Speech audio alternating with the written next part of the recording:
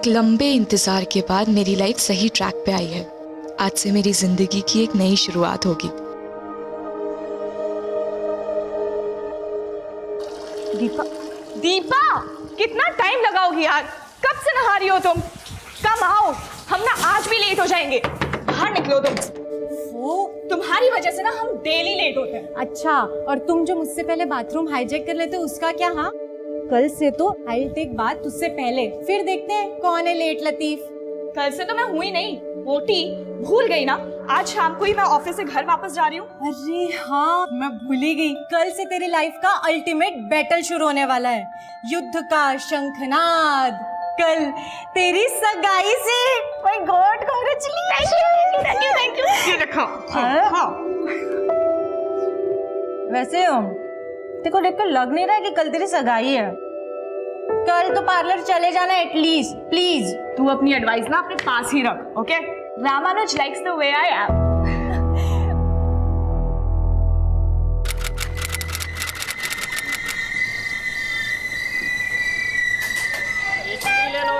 चाय चाय चाय चाय चाय चाय गरम समोसा। 16 जनवरी 2012 की शाम मैं एक ऐसे सफ़र की शुरुआत करने वाली थी जिसमें बीतने वाला हर एक पल उन उम्मीदों से भरा हुआ था जो अम्मा ने मुझसे लगा रखे थे। भीड़ और शोरगुल के बीच भी ये सफ़र मुझे अतीत की उन सारी यादों से जोड़ रहा था जिनसे मेरा बचपन से एक नाता था। लेकिन अब हर नाता 360 डिग्री का रिवर्स टर्न लेने वाला था। शादी के बाद तुम्हें जॉब छोड़नी पड़ेगी राम्या। लेकिन ये मेरा फर्स्ट जॉब है। It's really special to me. I mean, इसको क्विट करना मेरे लिए इतना आसान नहीं है रामानुज। मतलब शादी के बाद तुम एर्नाकुलम में और मैं शोरनूर में। अरे हस्बैंड वाइफ का 300 किलोमीटर दूर रहना मतलब 300 तरह की मिसअंडरस्टैंडिंग पैदा हो जाती है। हाँ रामानुज, पर मैं सिर्फ इतना कह रही हूँ कि शादी के बाद मैं अपने कोलीग्स को, अपने फ्रेंड्स को, दीपा को और एर्नाकुलम शहर को बहुत मिस करूंगी। राम्या, तुम कुछ मिस नहीं करोगी। Believe me, I will give you heaven. Ramanuj, अम्मा का कॉल आ रहा है। मैं उनको बताना ही भूल गई कि मैं ट्रेन में चढ़ गई हूँ। I call you back soon, okay? Okay okay. हाँ माँ। लेडीज कंपार्टमेंट में ही बैठी है ना राम्या? हाँ माँ, लेडीज कंपार्टमेंट में ही बैठी हूँ। आप टेंशन मत लो। अच्छा ठीक है, ध्यान से आना। और हाँ, सेंथिल तुझे लेने स्टेशन आ जाएगा, उसके साथ ही आना। ओके अम्मा। ये लो ना, सेवैया है। No thanks. अरे ले लो ना, थोड़ा शर्माओ मत, ले ले। Thank you. और थोड़ा ले लो। नहीं नहीं थैंक यू।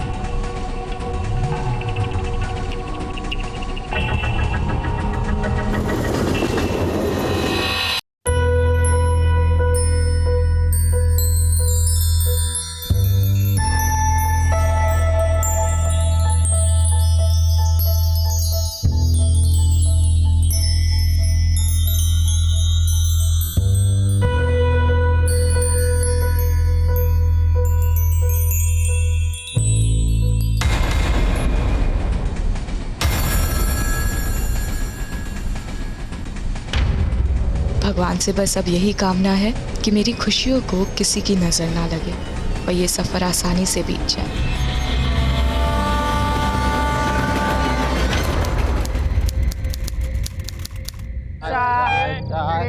गरम समोसा।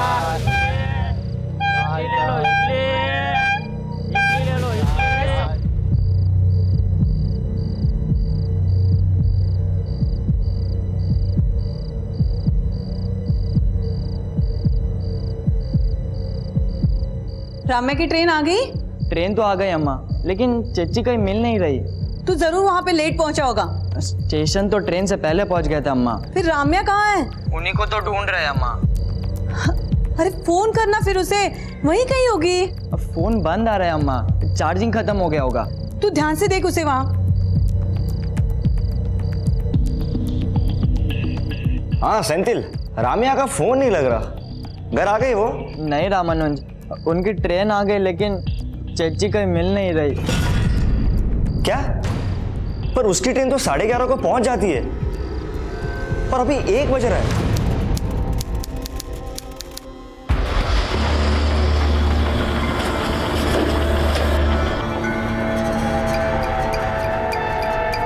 सर मेरी सिस्टर राम्या ने एर्नाकुलम से शोरनूर वाला पैसेंजर ट्रेन पकड़ा था। ट्रेन 11:30 बजे स्टेशन पहुंच गई थी, लेकिन चेची वहाँ नहीं पहुंची सर। ये तो रेलवे पुलिस का केस है, आपने वहाँ रिपोर्ट किया? सर पुलिस तो पुलिस होता है ना, एक तो मेरी चेची नहीं मिल रही। सर देखिए ये सब प्रोसीजर हमें पता नहीं है, प्लीज हेल्प अस। क्या हुआ? सर मेरी मंगेतर राम्या एर्नाकुलम से शोरनूर की पैसेंजर ट्रेन से आ रही थी। सर ट्रेन 11:30 बजे पहुंच गई, पर वो पहुंचे ही नहीं।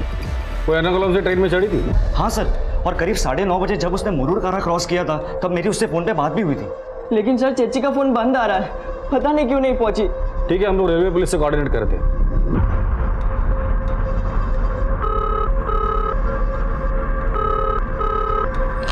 हेलो, मैं कालिंदी नगर पुलिस स्टेशन से PSN नायर बोल रहा हूँ। हमारे यहाँ पे एक लड़की की मिसिंग कंप्लेंट आई। उसके घर वालों का कहना है कि वो लड़की शोरनूर रेलवे स्टेशन पे पहुँचने वाली थी और वहाँ से वो घर तक पहुँची नहीं है। क्या आपके पास ऐसी किसी लड़की की कोई इन्फॉर्मेशन है? एर्नाकुलम शोरनूर पैसेंजर ट्रेन आने के बाद उस ट्रेन के 2 पैसेंजर्स ने हमें बताया था। सर हम लोग लेडीज कंपार्टमेंट के आगे वाले कोच में थे। वल्लमल क्रॉस होने के 10-12 मिनट बाद मैंने एक लड़की को लेडीज कंपार्टमेंट से जंप करते हुए देखा सर। हमें उनकी बातों से ऐसा लग रहा था जैसे लेडीज कंपार्टमेंट खाली होगा। वैसे भी वल्लमल स्टेशन आते आते ट्रेन लगभग खाली हो जाती है। हमें ऐसा लग रहा है जैसे लड़की ने सुसाइड किया होगा। क्या उस लड़की की बॉडी आपको मिली है? हमें अभी तक लड़की की बॉडी की कोई इन्फॉर्मेशन नहीं मिली है, लेकिन हमारी टीम रेलवे ट्रैक्स पे उसे सर्च करने की कोशिश कर रही है।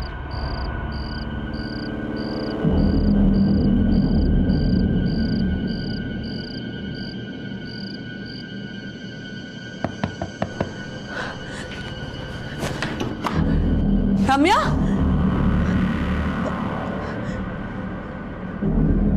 राम्या, राम्या कहाँ है? सेंथिल, राम्या कहाँ है? रामानुज, राम्या कहाँ है?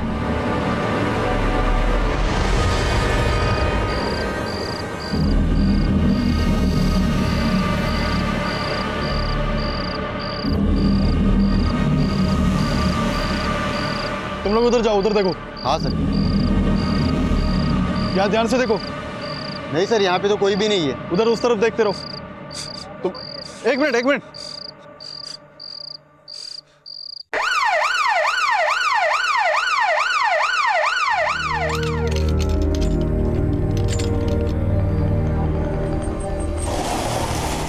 राम्या अगर ट्रेन से कूदी थी तो उसको ट्रैक के पास मिलना चाहिए था, लेकिन वो ट्रैक से इतने दूर मिली कैसे? हमें लगता है ट्रेन से कूदने के बाद राम्या जिस स्पॉट पे गिरी होगी वहां से उसे ड्रैग करके दूसरी जगह पे ले जाया गया होगा। राम्या हमें जिस जगह पर मिली उस वक्त उसके शरीर पर एक भी कपड़ा नहीं था। शायद उसके साथ रेप किया गया हो। आपका कहना है राम्या जब ट्रेन से गिरकर बुरी तरह जख्मी हुई थी और जिंदगी और मौत के बीच जूझ रही थी, तब उसके साथ उस हालात में किसी ने रेप किया? वी गेस ये रेप नहीं गैंग रेप हो सकता है। हो सकता है एक से ज्यादा लोग उसे ट्रैक से खींच कर ले गए हों और उसके साथ गैंग रेप किया हो। क्या हुआ सर? कहाँ है मेरी राम्या? क्या हुआ है उसे? यहाँ क्यों लेके आए उसे? देखिए, राम्या ट्रेन से गिरने के बाद बुरी तरह जख्मी हुई है और हमें शक है कि शायद उसके साथ गैंग रेप हुआ है। ये आप क्या कह रहे हैं सर?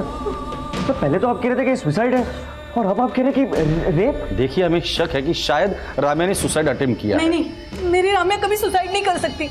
वो कोई और लड़की होगी जिसे आप राम्या समझ रहे हो। देखिए, हम खुद हैरान हैं कि कोई आदमी इतना वहशी कैसे हो सकता है कि जो लड़की जख्मी है, जिंदगी और मौत के बीच जूझ रही है, उसके साथ वो रेप करे।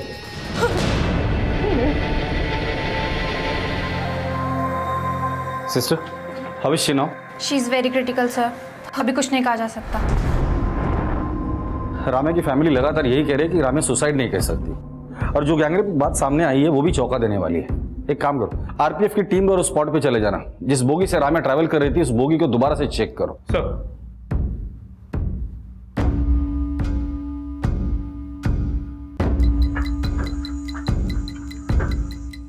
पूरे कंपार्टमेंट को अच्छे से चेक करो। जो भी एविडेंस लगता है कलेक्ट करो उसे।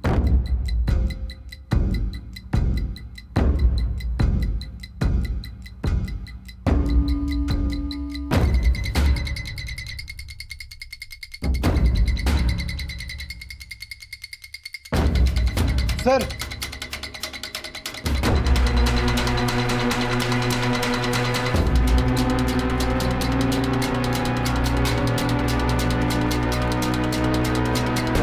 दोनों बटन सेम लग रहे हैं, हो सकता है सेम शर्ट के हो।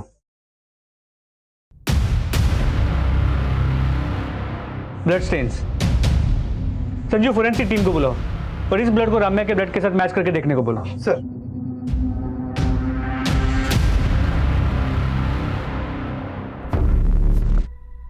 हमें यहीं पे उस लड़की की लाश मिली थी।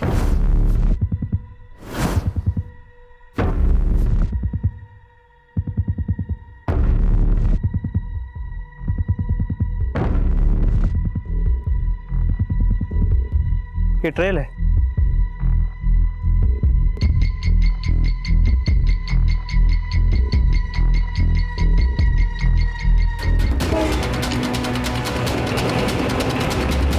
और अब लड़की उस तरफ गिरी थी।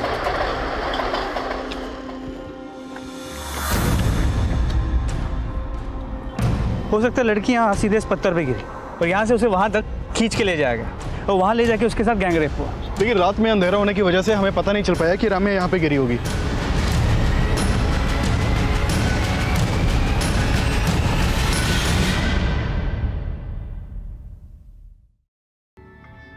क्राइम सीन पर जो भी सबूत मिले उससे तो यही लगता है कि राम्या के साथ रेप तब हुआ था जब वो जख्मी थी। रेलवे कंपार्टमेंट में स्ट्रगल के निशान मिले थे। मतलब राम्या का ट्रेन से गिरना सुसाइड अटेम्प्ट नहीं बल्कि अटेम्प्ट ऑफ मर्डर था। ये बटन्स राम्या के कपड़ों के नहीं लगते। और हेयर क्लिप, राम्या ट्रेन से ट्रैवल कर रही थी तो उसके पास लगेज भी जरूर होगा, जो ना ही हमें क्राइम सीन पर मिला और ना ही ट्रेन में। राम्या के साथ सिर्फ रेप नहीं, उसके साथ लूट भी हुआ। करेक्ट। राम्या का पर्स, बैग, वॉलेट हमें कुछ नहीं मिला। राम्या लेडीज कंपार्टमेंट में ट्रैवल कर रही थी और उसी कंपार्टमेंट में हमें खून के निशान भी मिले थे। तो ऐसा भी हो सकता है कि किसी औरत ने राम्या को लूटने की कोशिश की, उसी औरत ने राम्या को लूटा और चलती ट्रेन से धक्का दे दिया। लेकिन सर फिर उन दो लोगों ने आरपीएफ से ये क्यों बोला कि उन्होंने राम्या को ट्रेन से छलांग मारते हुए देखा? फिलहाल राम्या तो स्टेटमेंट देने के हालत में नहीं है, लेकिन क्राइम सीन से जो भी एविडेंसेस मिले हैं उससे थियरी तो यही बनती है कि राम्या को चलती ट्रेन से धक्का दिया, उसे लूटा गया और जख्मी हालत में उसके साथ गैंग रेप हुआ। और इन वारदातों को अंजाम देने वाले लोगों को हमें ढूंढना है। उस एरिया में जाके पूछताछ करो जहां हमें जख्मी हालत में राम्या मिली थी। ये काम उसी एरिया के उठाई गिरोह का हो सकता है। और वो दो लड़के जिन्होंने रेलवे पुलिस में राम्या के बारे में कंप्लेंट लिखवाई थी, उनसे कहो आके मिले। Sir excuse me sir.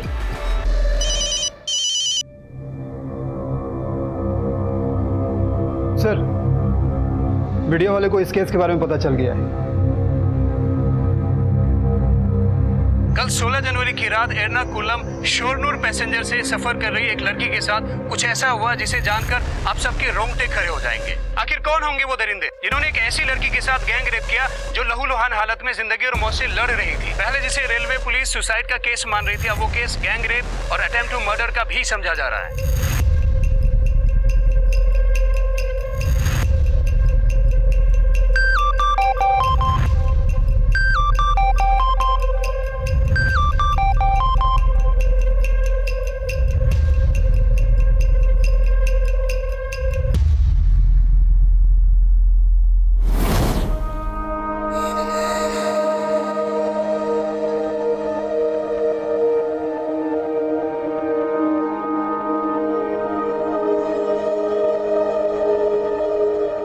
अम्मा, आपके अकाउंट में ना मैंने पैसे ट्रांसफर कर दिए, रेंट दे देना।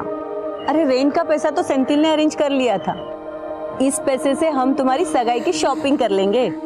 अम्मा, आप कॉफी पी रही है ना? तुझे कैसे पता चला?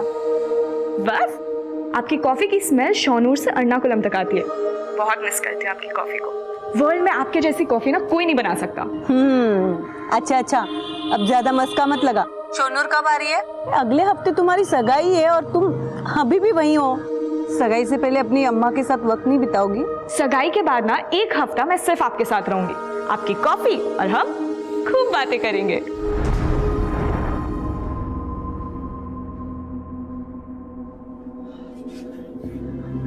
अम्मा, अब रात भर नहीं सोई, घर जाकर थोड़ा आराम कर लो। मेरी राम्या ने रात भर कुछ खाया नहीं, जाके उसके लिए नाश्ता लिया। अम्मा, चच्ची को ग्लूकोज लगा है, अब घर जाकर आराम कर लो। तुझे बोला था राम्या को एर्नाकुलम जाके ले आ। कैसा भाई है तू? खुद जाके ले आता तो आज राम्या।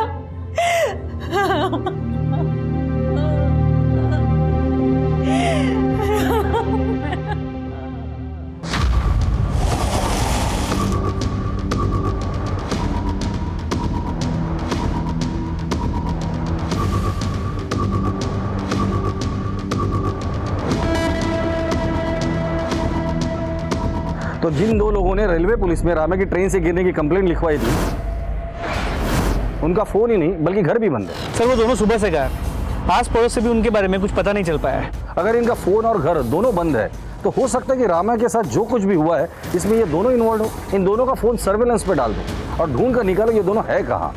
जी सर। रेलवे पुलिस को कंप्लेंट लिखवाने वाले रंजीत और स्वामी नाम के लड़कों का गायब होना उनकी भूमिका संदिग्ध बना रहा था।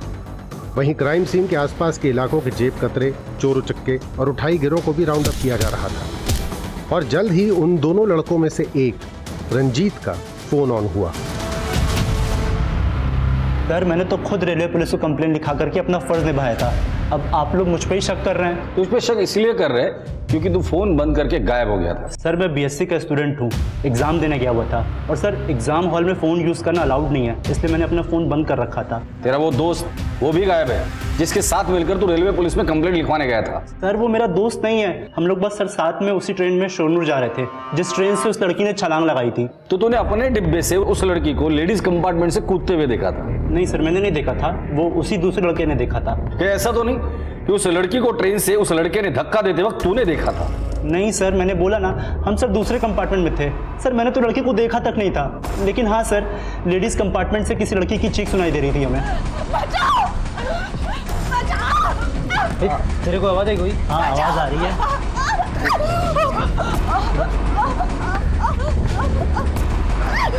लगता है लेडीज कंपार्टमेंट से आवाज आ रही है, कुछ प्रॉब्लम है वहाँ पे। हाँ मुझे भी लगता है आवाज इधर ही से आ रही है। क्या हुआ अंकल? लेडीज कंपार्टमेंट से आवाज आ रही है, कुछ तो प्रॉब्लम है। मैं एक काम करता हूँ, मैं चेन खींचता हूँ। स्टॉप! वो लड़की कूद गई ट्रेन से। क्या? मैंने अभी देखा उसे। सर मैं तो खुद ट्रेन की चेन खींचना चाहता था पर उस लड़के ने मुझे रोक दिया, बोला कि लड़की कूद गई है और हम शोरनूर उतर करके रेलवे पुलिस को सब बता देंगे। तुम लोगों ने लड़की की चीखें सुनी थी, उसको ट्रेन से कूदते हुए देखा था, फिर शोरनूर स्टेशन पे रेलवे पुलिस को पूरी बात क्यों नहीं बताई थी? सच सच बता दे, क्या कांड किया था तुम दोनों ने मिलकर उस लड़की के साथ? सर हमने कुछ नहीं किया है सर। सर हमें तो उस लड़की की परवाह थी, तभी तो हमने रेलवे पुलिस को सब बता दिया था। सर ये कोई साजिश लगती, तभी तो इस रंजीत का जोड़ीदार गायब है। रंजीत का कहना है कि स्वामी उसका दोस्त नहीं है। एक काम करो, रंजीत और स्वामी दोनों के कॉल रिकॉर्ड निकालो और पता करो वाकई एक दूसरे को नहीं जानते या रंजीत कोई कहानी बना रहे हैं, और इस स्वामी को ढूंढो और हॉस्पिटल जाके पता करो कि राम्या की कंडीशन कैसी है। इस केस में राम्या का स्टेटमेंट बहुत जरूरी है।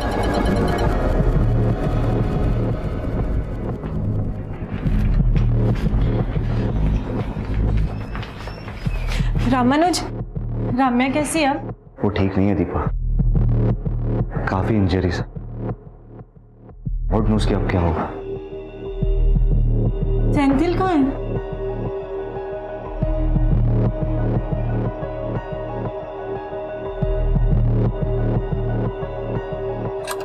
चेची चेची क्या हुआ? क्यों नॉइस पोल्यूशन बढ़ा रहा है? अरे वो टी शर्ट नहीं मिल, ये टी शर्ट हमने अपने लिए लाया तो तुम पहन के रखी हो। मुझे लगा तो मेरे लिए लेके आए। येलो मेरा फेवरेट कलर है ना। तो क्या हर येलो चीज आपकी हो जाएगी क्या? Okay let it be. अब मैंने पहन लिया ना, कल मैं तेरे लिए एक नया दूसरा टी शर्ट लेके आऊंगी, प्रॉमिस। नहीं मुझे अभी चाहिए, जस्ट नाउ। छोड़ना यार। नो नो अभी चाहिए। फाइन, ये ले तेरी टी शर्ट। मेरी ही गलती थी कि मैंने तुझसे कुछ एक्सपेक्ट किया।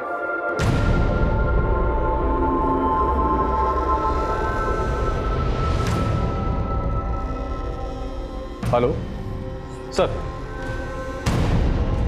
जी सर मुझे पता है कि मैटर बहुत सीरियस है and we are trying our level best sir. Okay sir मेरी फोरेंसिक टीम से बात हुई, ट्रेन के डिब्बे में जो खून के धब्बे मिले थे वो राम्या के खून के साथ मैच करते हैं। मतलब ये बात तो कंफर्म है कि उस रात उस ट्रेन में राम्या को किसी ने मारने की कोशिश की, शायद लूट भी वहीं हुई है। सर जहाँ राम्या मिली थी उस एरिया के सभी पॉकेट मार और हिस्ट्री शीटर्स को हमने राउंड अप किया, लेकिन कोई कुछ बोल नहीं रहा। और वहाँ रंजीत भी अपना पुराना राग अलाप रहा है। रंजीत और स्वामी के कॉल रिकॉर्ड्स को हमने चेक किया, लेकिन कुछ मिला नहीं सर। नहीं पता नहीं क्यों मुझे ऐसा बार बार लग रहा है कि रंजीत और स्वामी एक दूसरे को पहले से जानते हैं। हाँ मेनू बोलो। सर स्वामी के रिलेटिव से स्वामी के बारे में पता चला है। उठाकर लेकर आओ इस स्वामी को।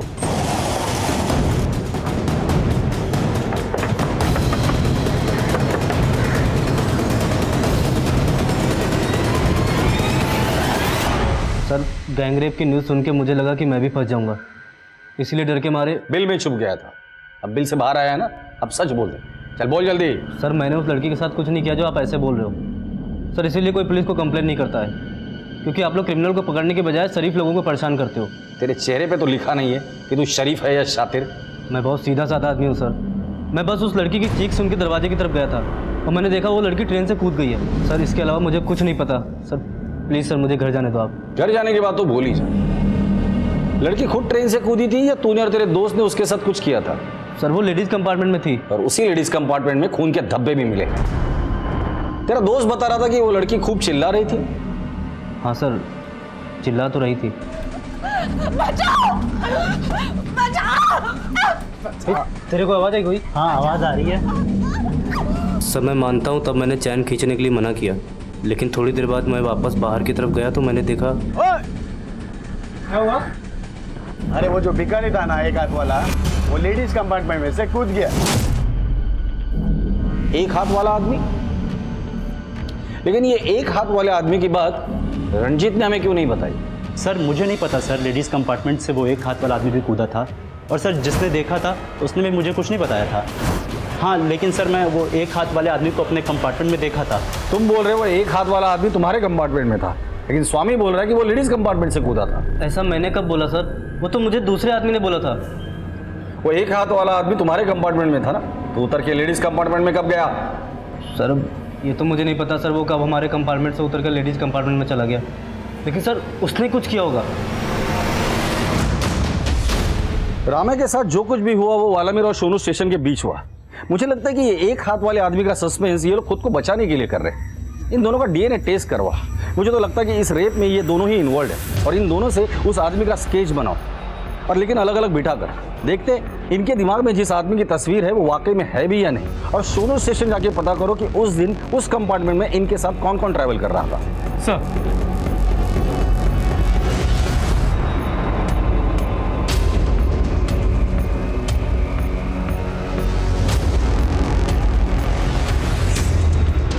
ये दोनों स्केचेस लगभग एक जैसे हैं, मतलब ये एक हाथ वाला आदमी वाकई में है। सर शोरनूर रेलवे स्टेशन की सीसीटीवी फुटेज मिल गई है। सर ये लड़कों का कंपार्टमेंट लेडीज़ कंपार्टमेंट के पीछे है और यहाँ रंजीत और स्वामी के साथ और 2 लोग उतरे हैं। जूम करो। हाँ सर यही वो आदमी है जिसने उस लड़की के ट्रेन से कूदने के बाद मुझे बताया था कि एक हाथ वाला आदमी लेडीज़ कंपार्टमेंट से कूदा था। इस केस में अब एक ऐसे शख्स का जिक्र हो रहा था जिसके होने न होने को लेकर पुलिस को संदेह था, लेकिन जो उस रात शोनूर स्टेशन पर उतरे थे उन लोगों को रम्या के गैंगरेप से जोड़ना असंभव को संभव मान लेने जैसी अतिशयोक्ति थी। लेकिन स्वामी का बयान भी अतिशयोक्ति से कम नहीं था कि रम्या के ट्रेन से गिरने के बाद लेडीज कंपार्टमेंट से एक कटे हाथ वाला आदमी चलती ट्रेन से कूदा था। उसको कूदते हुए देखने वाले की पहचान की गई और उसको भी पुलिस स्टेशन बुलाया गया। हाँ सर यही वो एक हाथ वाला भिखारी था जो उस दिन लेडीज कंपार्टमेंट में से कूद गया था। तो ये एक हाथ वाला भिखारी खुद चलती ट्रेन से कूदा था? हाँ सर मैंने कूदते हुए देखा था उसको, लेकिन लड़की को कूदते हुए नहीं देखा था सर मैं। लेकिन रंजीत और स्वामी तो कह रहे थे कि ये एक हाथ वाला भिखारी तुम्हारे कंपार्टमेंट में था और तुम कह रहे कि वो लेडीज कंपार्टमेंट में था। हाँ सर वो पहले हमारे कंपार्टमेंट में ही था, लेकिन हो सकता है कि वो वल्ला मिल में उतर गया हो और लेडीज कंपार्टमेंट में चला गया हो। तो तुम ये कहना चाहते हो कि ये आदमी पहले तुम्हारे कंपार्टमेंट में था, वहां से उतर कर वो लेडीज कंपार्टमेंट में गया, उसने रम्या को धक्का दिया और फिर खुद चलती ट्रेन से कूद गया। सर मैंने तो बस उस एक हाथ वाले आदमी को चलती ट्रेन से कूदते हुए देखा था, बाकी क्या हुआ मेरे को नहीं मालूम सर। बाकी बहुत कुछ हुआ है अर्जुन जी। ट्रेन से गिरने के बाद लड़की को झाड़ियों के बीच घसीट कर लेकर गए और उसके साथ गैंगरेप हुआ है। जब न्यूज में आया था तो मैंने भी देखा था और बाद में मेरे को रियलाइज हुआ था कि हम तब बहुत कुछ कर सकते थे, लेकिन तुमने नहीं किया। क्यों नहीं किया बताओ? क्योंकि इन सब में तुम लोग भी इन्वॉल्व हो। नहीं सर ऐसा कुछ नहीं, लेकिन मुझे लगता है इन सब के पीछे इस एक हाथ वाले भिखारी का ही हाथ है। हाँ सर एक हाथ कटा हुआ आदमी मुल्लुरपुरम स्टेशन से हमारे कंपार्टमेंट में आके बैठा था, लेकिन सर ट्रेन से कूदते हुए मैंने ना उस आदमी को देखा था ना उस लड़की को। आपने उस लड़की की चीखें सुनी थी? हाँ सर जितने भी लोग कंपार्टमेंट में थे ना सर सब लोगों ने सुनी थी। जब वो लड़की चीख रही थी तो ये एक हाथ कटा आदमी का हाथ? सर वो मेरे को नहीं मालूम, लेकिन हाँ सर जब लड़की की आवाज़ आई थी ना तब वो आदमी हमारे कंपार्टमेंट में नहीं था। आपको पता था कि आपके बाजू के कंपार्टमेंट में एक लड़की मुसीबत में, आपको एक बार भी नहीं लगा कि उस लड़की की मदद करनी चाहिए? वो क्या है ना सर एक लड़का बोला कि वो लड़की चलती ट्रेन से कूद गई। मेरी समझ में नहीं आ रहा सर कि वहाँ क्या हो रहा है। समझ में नहीं आ रहा था? कहीं ऐसा तो नहीं कि आपको समझ में तो सब कुछ आ रहा था, लेकिन उन लड़कों के डर से बोल वही रहे हैं जो उन लड़कों ने बोलने को बोला है। नहीं नहीं सर, ऐसा कुछ भी नहीं है सर। हाँ सर, ये वही आदमी है जिसका हाथ कटा हुआ था। सर ये चारों बोल रहे हैं कि उन्होंने उस रात ट्रेन में इस एक हाथ वाले आदमी को देखा था और इनडायरेक्टली इशारा भी इसी की तरफ कर रहे हैं। मुझे इन चारों की झूठ बोलने की पॉसिबिलिटी नजर नहीं आती। मैंने इनके रिकॉर्ड चेक किए हैं, ये चारों एक दूसरे को नहीं जानते। नायर, रामे के साथ गैंग रेप हुआ है, हम इन चारों पर ऐसे ही भरोसा नहीं कर सकते। इनका भी डीएनए टेस्ट कराओ। सर। एर्नाकुलम शोनूर पैसेंजर ट्रेन के लेडीज कंपार्टमेंट से रम्या की बिलखती चीखें सुनने वाले, रम्या को ट्रेन से गिरता हुआ देखने वाले और उस एक हाथ वाले आदमी को इन अपराधों का प्राइम सस्पेक्ट बनाने वाले वो चारों पैसेंजर्स अब शक के दायरे में थे। पर पुलिस की ये थ्योरी कि रम्या का गैंग रेप हुआ था, इस थ्योरी को अब एक ऐसा झटका लगने वाला था जिसकी किसी ने कल्पना भी नहीं की थी। सर, रम्या के मेडिकल रिपोर्ट देखकर एक बात तो बिल्कुल साफ है कि उसका गैंग रेप नहीं हुआ था, बल्कि एक ही आदमी का इन्वॉल्वमेंट है उसके रेप में। लेकिन डॉक्टर साहब, राम्या जिस कंडीशन में मिली थी और अभी जो उसकी हालत है, उसे देखकर लगता नहीं कि ये एक ही आदमी का काम है। सर, राम्या के बॉडी से जो हमें डीएनए सैंपल मिला है वो सिर्फ एक ही आदमी का है जिसने उसका रेप किया था। सर, उसकी कंडीशन में कोई भी इंप्रूवमेंट नहीं हो रहा है, पर फिर भी हम पूरी कोशिश कर रहे हैं। Please doctor, do something. सिर्फ राम्या ही हमें बता सकती है कि उसके साथ क्या हुआ था और किसने ये सब कुछ किया था।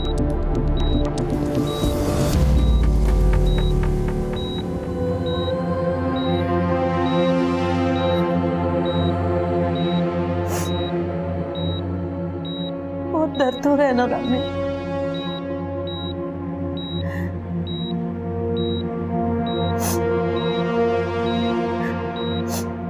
बोलना बेटा,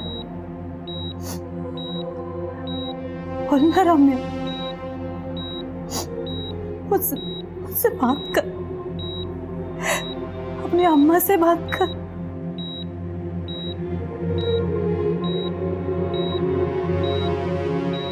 मैम, आप प्लीज़ बाहर जाइए, हमें कुछ टेस्ट करने हैं।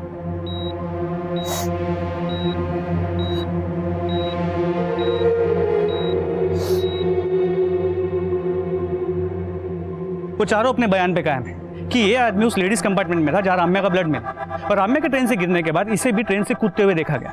और राम्या की बॉडी पर भी एक ही आदमी का डीएनए सैंपल मिला है।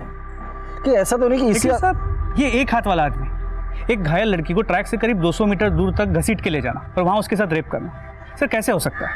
लेकिन इसने ये नहीं किया, किसी दूसरे आदमी ने किया है, तो उस दूसरे आदमी का हमारे पास कोई क्लू नहीं है। नायर, कैसे भी करो पता करो ये आदमी है कौन। उस रात उस कंपार्टमेंट में जो कुछ भी हुआ था या तो राम्या बता सकती है या फिर ये आदमी। सर,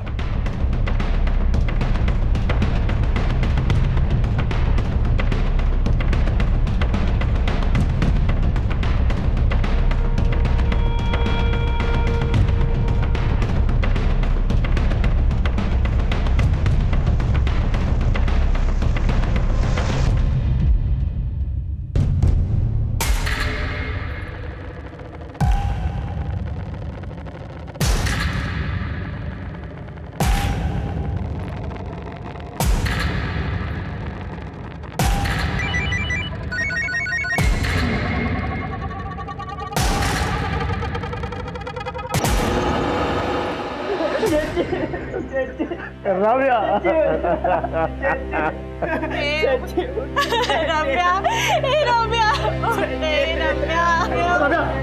प्लीज प्लीज संभालिए, प्लीज प्लीज संभालिए।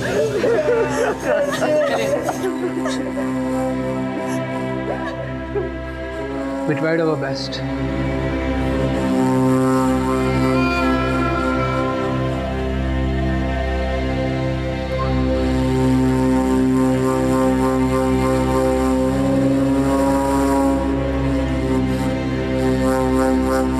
छुटकारा मिल गया मेरी बच्ची को अपने दर्द से,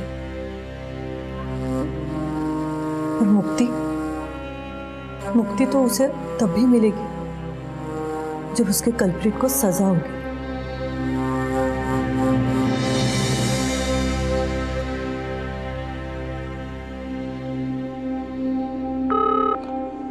हेलो,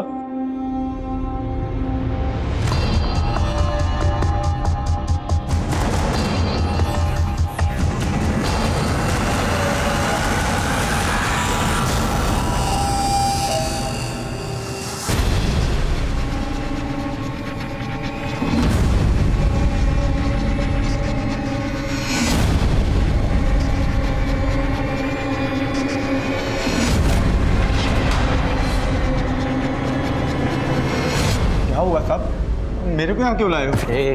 नाटक बंद कर दिया। एक लड़की के साथ ट्रेन में मारपीट की, उसको चलती ट्रेन से फेंक दिया और उसके बाद उसका रेप भी किया। हाँ साहब, मेरे को देखो साहब, मैं ऐसी हालत में रेप कर सकता हूँ साहब? मेरे को मालूम है आप लोग पुलिस वाले हैं, आप लोग बड़े आदमियों को बचाने के लिए मुझ जैसे गरीब आदमी को फांसी पे चढ़ा देंगे, लेकिन साहब मैं अपने साथ ऐसा नहीं होने दूंगा। तू ऐसे मुंह नहीं खोलेगा, इसकी अच्छे से खातिरदारी करो। साहब क्या कह रहे हो साहब?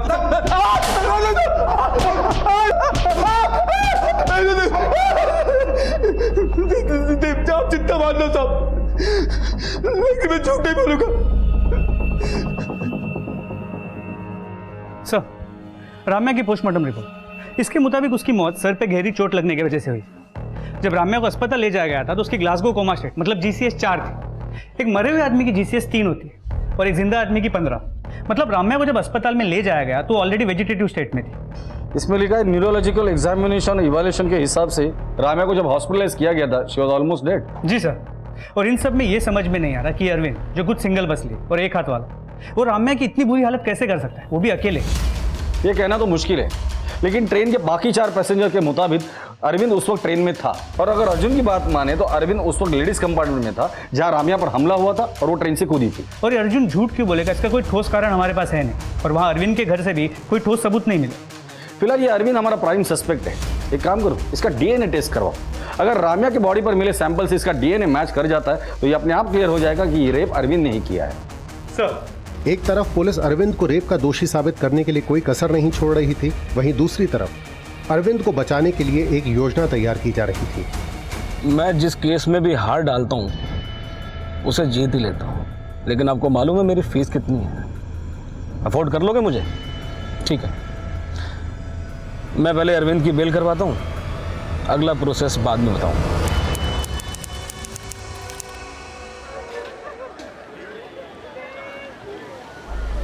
आप देख सकते हैं कि पुलिस अरविंद को कोर्ट में लेकर जा रही है। आज रमैया रेप केस की सुनवाई है और अरविंद को फांसी की सजा दिलाई जाने की मांग की जा रही है। स्टेट के सबसे फेमस और क्रिमिनल लॉयर BP कुकुनर अरविंद को डिफेंस कर रहे हैं। उनका मानना है कि अरविंद इनोसेंट है।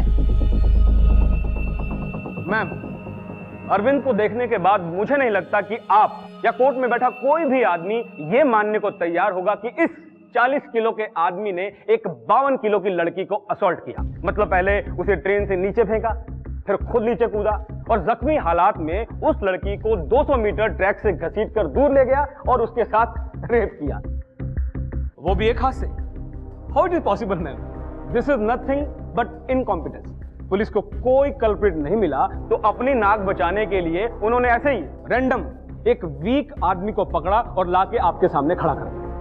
मैडम, अरविंद के बल्ला मिल में लेडीज कंपार्टमेंट में घुसते ही ट्रेन में मौजूद 4 लोगों ने राम्या की चीख सुनी। लेडीज कंपार्टमेंट में और रेलवे ट्रैक पर जो ब्लड स्प्लैटर मिला था वो भी राम्या के ब्लड सैंपल से मैच करता है।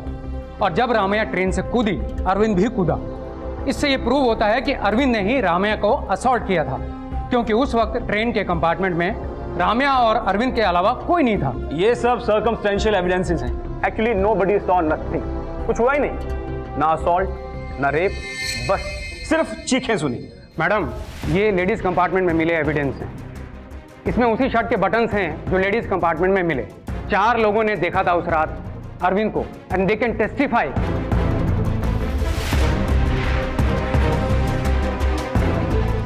मैम, आई थिंक ये 4 लोग मिले हुए हैं। मे बी दे रेप्ड हर। लेकिन रेप करने वाला एक ही था, और अरविंद था या नहीं ये इसके DNA टेस्ट से क्लियर हो जाएगा। मैडम, हमारे पास एक और विटनेस है जिसने अरविंद को राम्या पर नजर रखते हुए देखा था। अबीदा जी, प्लीज आइए। साहब, हम देखे थे इस आदमी को। हम अपनी पोती के लिए बिस्कुट लेने प्लेटफॉर्म पर उतरे थे और ये हवस भरी नजरों से हमें घूर रहा था। फिर उसकी नजर राम्या पर पड़ी।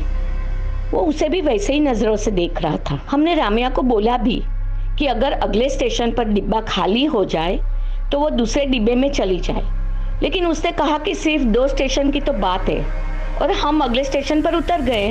मैम, अगर आबिदा जी जैसी नजर पहचानने की ताकत हर लड़की में आ जाए तो इस दुनिया में रेप हो ही ना।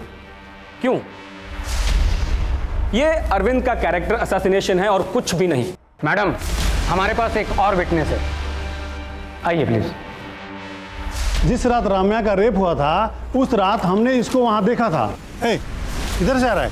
उस रात इसने क्रीम कलर का शर्ट और नीले रंग की लुंगी पहनी हुई थी और शर्ट के बटन खुले हुए थे। आप जा सकते हैं। कंपार्टमेंट में मिले बटन्स और विटनेसेस के बयान से यह साबित होता है कि अरविंद लेडीज कंपार्टमेंट में मौजूद था।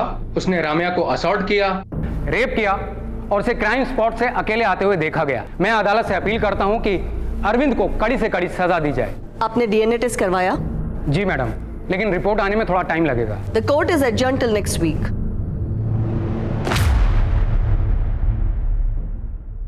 इस केस में अरविंद का दोषी होना ना होना उसकी डीएनए रिपोर्ट पर निर्भर समझा जा रहा था और जल्द ही डीएनए रिपोर्ट सामने आई। राम्या के नाखून में जो स्किन थी उसका डीएनए अरविंद से मैच करता है और राम्या के शरीर पर पाए गए डीएनए सैंपल्स भी अरविंद से मैच होते हैं।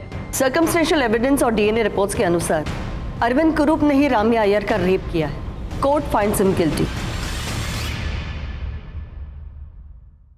मैडम, इसके क्राइम्स यहीं खत्म नहीं होते।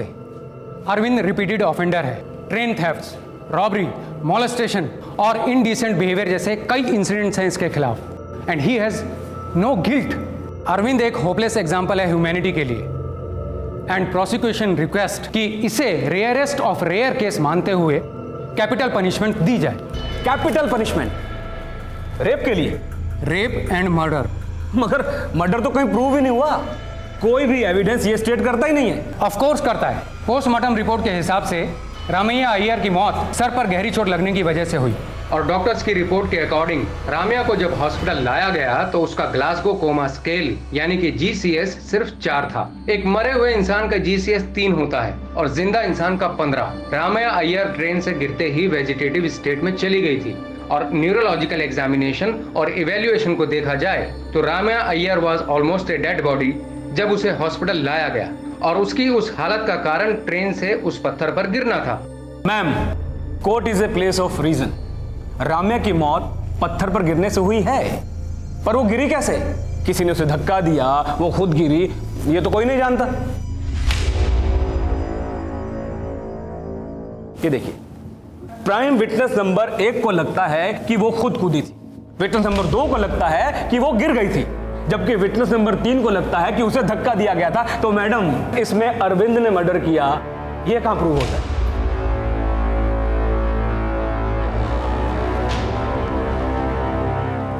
मैडम, डिफेंस के इस सवाल का जवाब ढूंढने के लिए वी नीड सम टाइम और तब तक अरविंद को पुलिस रिमांड में भेजने की इजाजत दी जाए। I object your honour.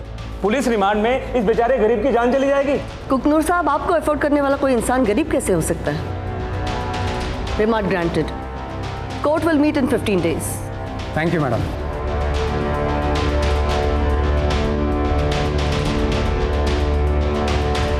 Nair, इस अरविंद की ठुकाई करके फायदा नहीं है। इसका मुंह खोलने के लिए कुछ और करना होगा।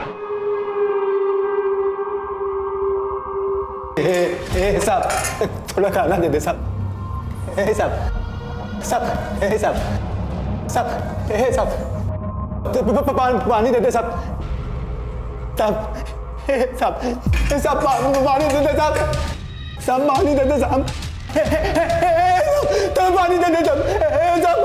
पानी दे दे साहब। पानी दे दे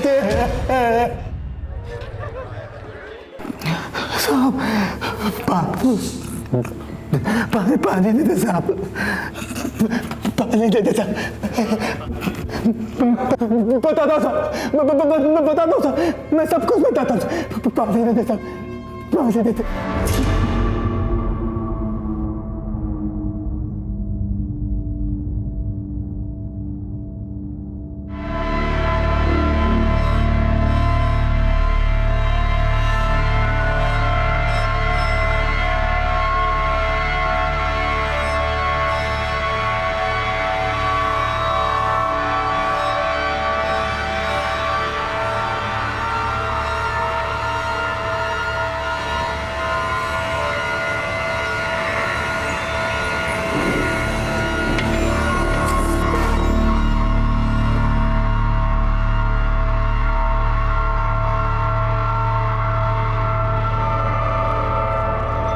इस कन्फेशन पे इसकी साइन ले लो।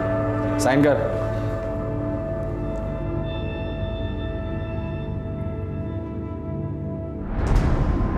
एविडेंस और विक्टिम के कन्फेशन स्टेटमेंट के अनुसार अरविंद कुरूप ने ही राम्या अय्यर को ट्रेन से फेंका, जिसकी वजह से उसकी मौत हुई।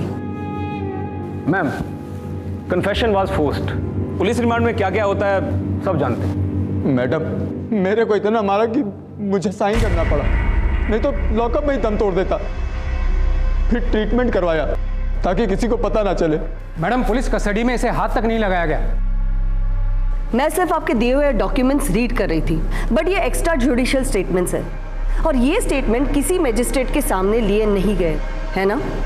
जी मैडम। तो प्रोसिक्यूशन को पता होना चाहिए ये एक्स्ट्रा जुडिशियल स्टेटमेंट कोर्ट में एक्सेप्ट नहीं होते।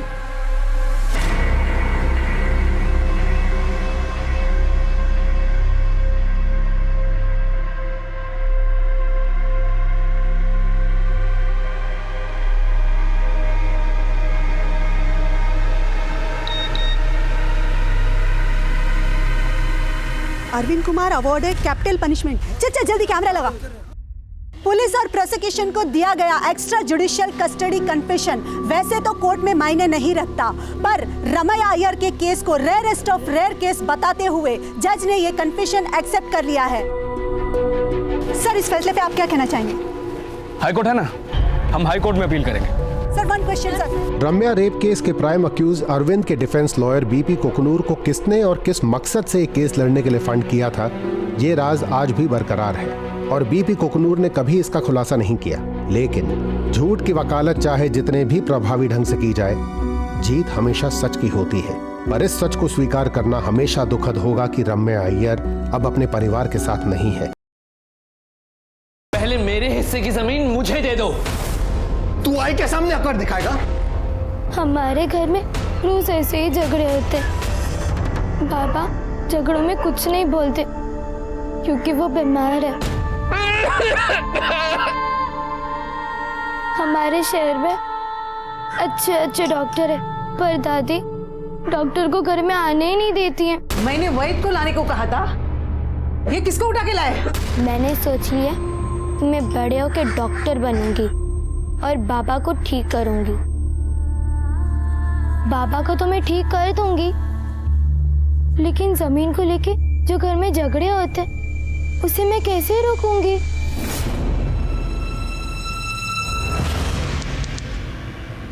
हे, माझं घर है, यहाँ सिर्फ मेरी मर्जी चलेगी। मैंने कहा ना, जमीन बेचनी है मतलब बेचनी है, समझे? नहीं समझा और ना ही समझूंगा। अरे कब तक ऐसे चलता रहेगा? जमीन बेचो, 2 साल घर चलाओ, हैं? किसी को कोई काम करना है कि नहीं? ए सागर, तू सुना था किसको है? और तू क्या काम धंधा करता है इस घर में? संदीप भाऊ, काम धंधा करने के लिए ना पैसा लगता है, पैसा। 2 बार पैसा दिया था ना, क्या क्या उसका? 2 बार तेरा बिजनेस फेल हो गया। ये देख, ज्यादा बहस करने का वक्त नहीं है, चुपचाप साइन कर दूंगा आई। पहले मेरे हिस्से की जमीन मुझे दे दो। क्या बोला तू? बंटवारा करेगा? हाँ करूंगा। तो तू आई के सामने अकड़ दिखाएगा, जबान चलाएगा? क्या कर रहे हो? छोड़ो उसे। देवर जी, काय चुकीचं बोलला सागर? सांगा ना, काय चुकीचं बोलला? सही कह रहा है वो। बहू, अभी तू मुझे सिखाएगी? पति के मरने के बाद 18 साल मैंने अकेले दम पे ये घर संभाला है, बच्चों को पाला है। अच्छा मुझे बता, ये घर कैसे चलाएगी? पैसे कहां से आएगा?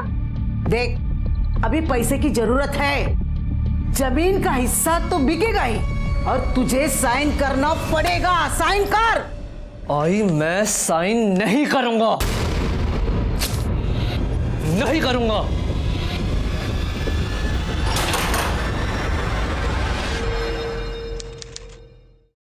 बाबा, जब मैं डॉक्टर बन जाऊंगी तो सबसे पहले आपका टीबी का इलाज करूंगी। ये क्या कर रही है? हाँ, कितनी बार तुझे बोला है ये रूम में आने से पहले मुंह पे रुमाल बांध लिया कर। चल जा यहाँ से। तुम्हाला ही कळत नाही ना, घेऊन बसा तिला गप्पा मारायला। ये क्या हुआ तेरे गले पर? ये इस तरफ। ये शायद किसी कीड़े ने काटा है। हाँ, सोते वक्त शायद कीड़े ने काट लिया होगा। बहुत बड़ा कीड़ा था शायद। जहां सोती हो जरा ध्यान से सोना। जी।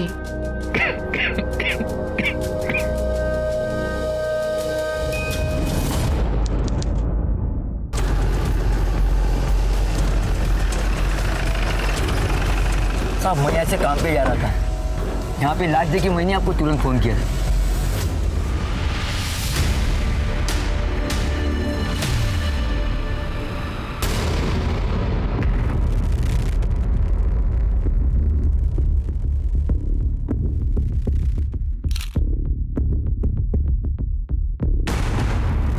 सर लगता है बॉटल से मारा गया। बियर पार्टी चल रही थी, बहस हो गई होगी और उसके सर पे मार के भाग गए। जरा इसकी बॉडी जेबें चेक करो, कुछ मिलता है क्या आइडेंटिफिकेशन के लिए।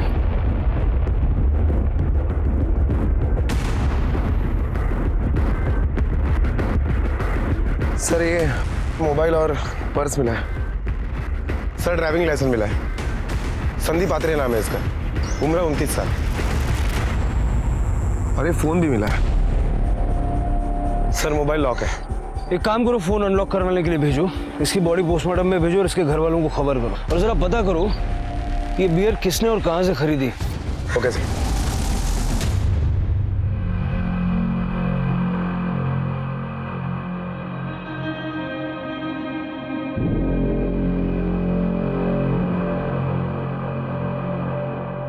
तू घबरा कुछ त्रिवेणी, ये तेरा भाव नहीं है। तूने कहा था ना रात को वो घर में था, तो यहाँ कैसे होगा? ये हमारा संदीप नहीं हो सकता। चलो देख ले।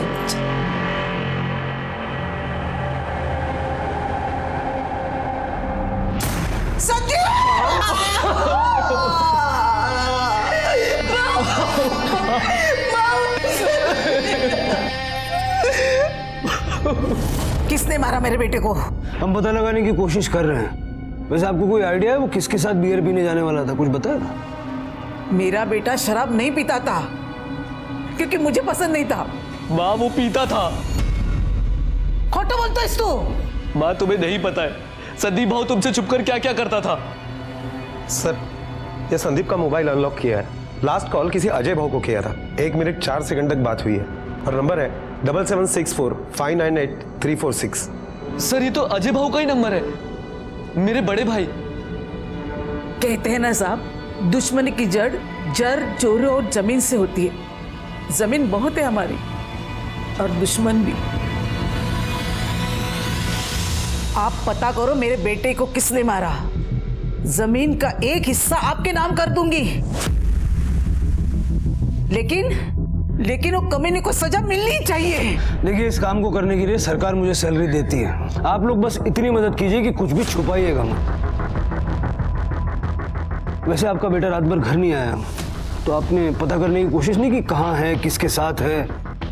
सर संदीप भाई जब भी बियर पी के आते थे तो ऊपर वाले कमरे में जाते थे ताकि माँ को कुछ पता ना चले। कल शाम को भी जब मैंने उनकी बाइक की आवाज़ सुनी तो मुझे लगा वो घर पे आ गए। कितने बजे सुनी आपने बाइक की आवाज़? सर यही करीब 5 बजे के आसपास। संध्या देख, तू संदीप भाव के लिए भूखी मत रहा कर, खाना खा लिया कर। भाव का तो कोई ठिकाना नहीं आने जाने का। आलेवट आज भी पीछे के रास्ते से आया, बियर पी के आए होंगे। ताई आप जरा ये देखिए, मैं उन्हें पूछ के आती हूँ कुछ खाने के लिए चाहिए। अरे सुन, सीधे वो ऊपर वाले कमरे में गया होगा, तू मत जा वहाँ पे। और वैसे भी आई ने मना किया ना सीढ़ी चढ़ने के लिए। लेकिन भाभी उनको भूख लगेगी तो बड़ी भाभी से खाना मांग लेंगे, तू मत जा, यहीं रुक। मतलब 5 बजे के बाद वो फिर से बाहर गया और उसने दोबारा बियर पी? सर उसके दोबारा जाने का तो नहीं पता। आपने आते हुए बाइक की आवाज़ सुनी थी तो जाते हुए नहीं सुनी? सर शाम के बाद घर में टीवी ऑन हो जाता है तो शायद इसलिए सुनाई नहीं दिया। अच्छा, संदीप कहीं भी आने जाने के लिए अपनी बाइक का यूज करता था? जी सर। लेकिन वारदात की जगह पे हमें उसकी बाइक नहीं मिली। उसकी बाइक कहाँ है?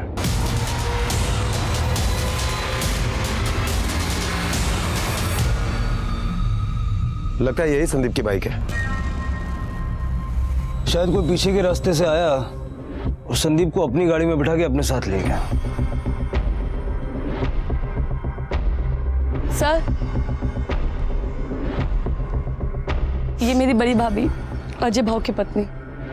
कल शाम को 5 बजे के बाद आप संदीप के लिए खाना लेकर ऊपर के कमरे में गई थी? नहीं सर, संदीप भाऊजी मुझे फोन करते थे तभी मैं जाती थी। अगर कल उनका फोन नहीं आया तो मैं नहीं गई। आपके पति अजय कहाँ है? आखिरी बार संदीप की उन्हीं से बात हुई। जी वो अंदर है।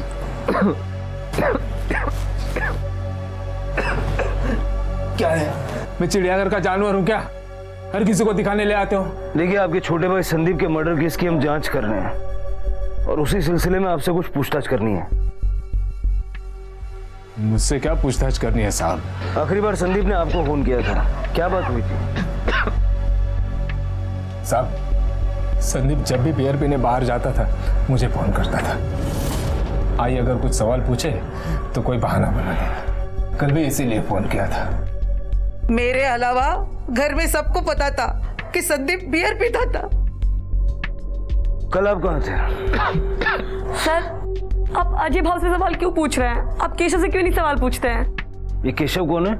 मेरा पति, और 2 दिन पहले ही उसने हम सबको धमकी देके गया है। तुम लोगों को क्या लगा कि मुझे पता नहीं चलेगा? जमीन बेची है, बहन का हिस्सा नहीं दोगे क्या? नहीं देंगे। क्या कर लोगे? और जोर से चिल्लाओगे? चिल्ला चिल्ला। तुम तो पागल हो गई है। इन लालचियों के चक्कर में तू मुझे छोड़ के चली आई। चल तू मेरे साथ, और पैसे तो मैं तुम लोगों से निकलवा के रहूंगा। मुझे नहीं आना तुम जैसे लालची आदमी के साथ। ऐसा कैसे नहीं चलेगी? अरे तू मेरी बीवी है। हाथ नहीं लगाना मेरी बहन को, समझा? बीवी और उसके हिस्से के पैसे तो मैं लेके जाऊंगा। उसके लिए चाहे मुझे तुम लोगों की लाश क्यों न बिछानी पड़े। इस केशव का नंबर और घर का एड्रेस दीजिए। सर, ये केशव का फोन तो स्विच ऑफ आ रहा है। अपने 2 आदमी उसके घर पे भेजो और उठा लो उसको। Okay sir. हेलो मात्रे, मैं तुम्हें एक फोटो और एड्रेस भेज रहा हूँ। उस आदमी के घर पर जाकर उसे तुरंत पुलिस स्टेशन उठा के लेके आओ। सर, मुझे एक बात बहुत अजीब लगी। घर वालों ने संदीप की बाइक की आवाज तो सुनी थी, लेकिन किसी ने भी ऊपर जाकर ये नहीं देखा कि संदीप घर पे आया भी है या नहीं। क्या वाकई में संदीप घर पे आया था या नहीं, ये पता ही नहीं चल रहा है। शिंदे, फटाफट उसकी पीएम रिपोर्ट मंगाओ। हो सकता है घर वाले कुछ न कुछ छुपा रहे हैं। हो सकता है कि संदीप घर पर आया ही नहीं था, उसका मर्डर दोपहर को ही हो गया था। सर, लेकिन उसकी बाइक तो घर के पीछे खड़ी थी। हो सकता है कि मर्डर करने वाले ने बाइक घर के पीछे लाके छोड़ दिया। एक काम करो, जरा आसपास पता करो इस फैमिली के बारे में।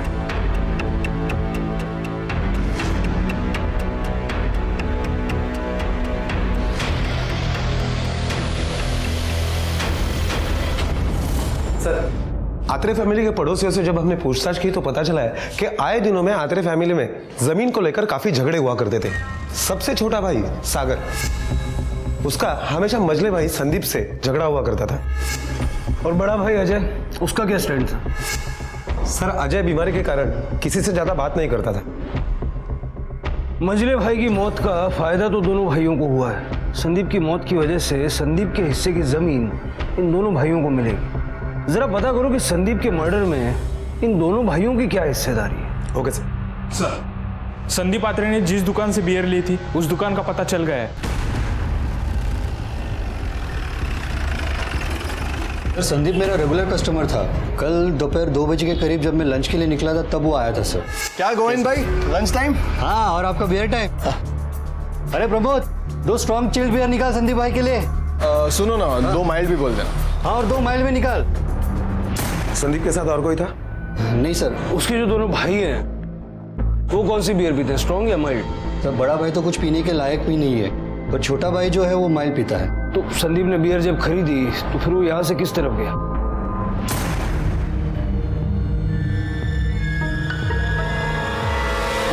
वो इस तरफ गया था, उसका घर इस तरफ है, शायद घर ही गया होगा सर। सर, बियर शॉप वाले ने कहा कि बियर लेने के बाद संदीप घर पे गया था इस तरफ, लेकिन उसकी लाश हमें रेलवे लाइन के पास मिली और रेलवे लाइन तो इस तरफ है।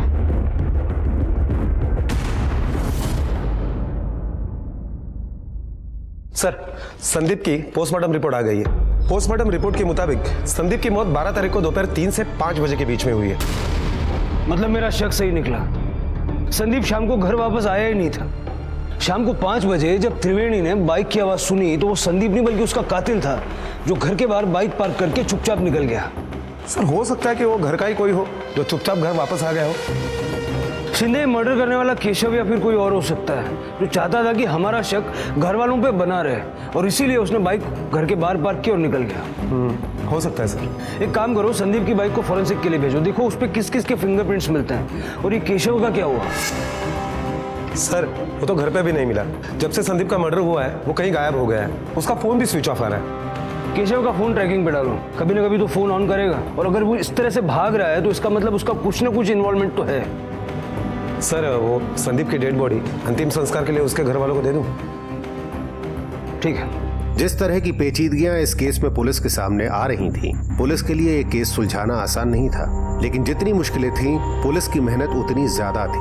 पुलिस को फिलहाल शक घर के लोगों पे ही था। सर ये अजय, संदीप और सागर, इन तीनों के मोबाइल रिकॉर्ड्स है। सर कॉल डिटेल से पता चलता है कि इनकी इस नंबर पर हमेशा बातें हुआ करती थी। ये नंबर दिनेश यादव का है। इन तीनों भाइयों की जो शहर में जमीन है, उसके एक हिस्से में दिनेश यादव खेती किया करता था।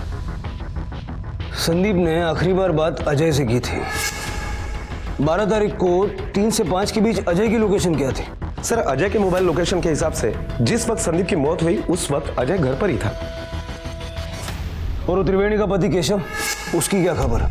सर केशव की मोबाइल की लोकेशन 12 तारीख को दोपहर 3 से 4 बजे के बीच में उसी एरिया की दिखाई दे रही है जहां पर हमें संदीप की बॉडी मिली थी। और उसके बाद उसका फोन स्विच ऑफ हुआ। फिर 14 तारीख को उसका फोन नासिक में एक्टिवेट हुआ। उसने अपनी माँ को फोन किया था, उसके बाद उसका फोन बंद आ रहा है। केशव की माँ से पूछताछ करो, उसे पता होगा केशव कहाँ है। सर मुझे लगता है कि हमें केशव से ज्यादा सागर के ऊपर नजर रखनी चाहिए। क्यों? क्योंकि सर पोस्टमार्टम रिपोर्ट के हिसाब से संदीप का मर्डर 3 से 5 बजे के बीच में हुआ और ये सागर का फोन 2 से 5 बजे के बीच में स्विच ऑफ था। सागर ये बहुत अच्छा तरीका है, अपना मोबाइल फोन स्विच ऑफ कर लो ताकि पुलिस को पता ही ना चले तुम कहाँ हो। मैं समझा नहीं सर, आप कहना क्या चाहते हैं?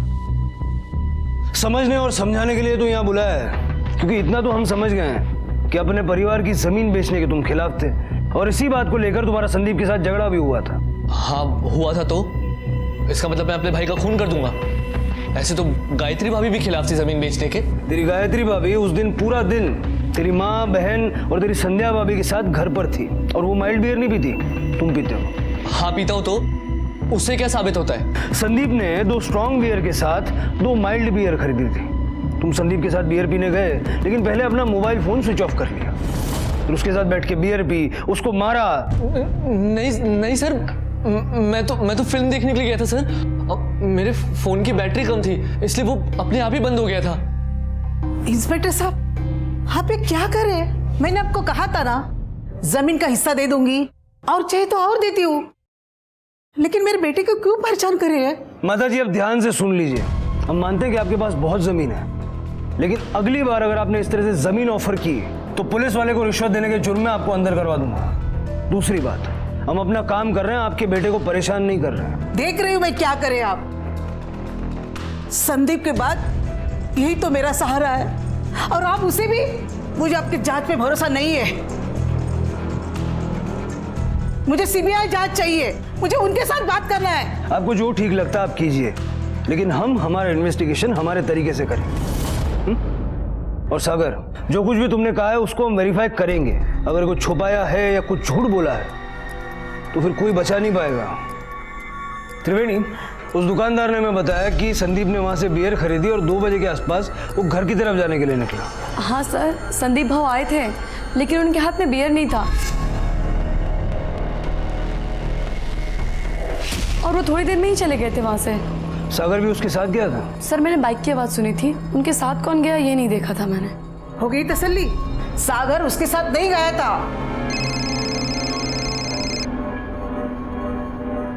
हाँ भाभी। क्या क्या हुआ? क्या हुआ? आप घबराइए मत भाभी, हम लोग अभी आ रहे हैं। सागर क्या हुआ? हाँ? माँ, अजय भाऊ की तबीयत बहुत ज्यादा बिगड़ गई है। अरे बाप रे, तो एक काम कर, वैद को ले गया, हम लोग घर पहुंचते हैं। सर मैं निकलूं? जाओ। चल तू जा, चल चल चल। शिंदे, जरा पता करो ये सागर वाकई कोई फिल्म देख रहा था या हमें किसी फिल्म की कहानी सुना रहा है।